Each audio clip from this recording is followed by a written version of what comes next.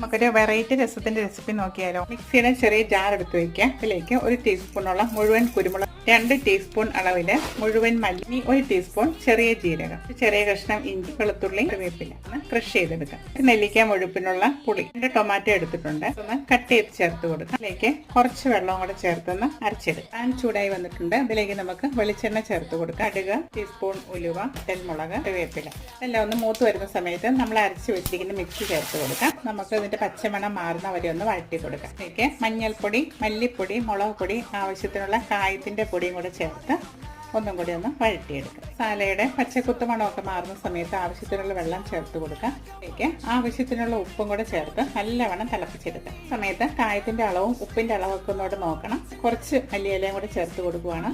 Ingredients എല്ലാം അരച്ച് ചേർത്തുകൊണ്ട് തന്നെ ഇരട്ടി ടേസ്റ്റ് ആട്ടോ. സാധാരണ നമ്മൾ രസം വയ്ക്കുന്നതിൽ അടിപൊളി ടേസ്റ്റാണ്. ഒരു പ്രാവശ്യമെങ്കിലും ഇങ്ങനെയൊന്ന് ഉണ്ടാക്കി നോക്കണേ.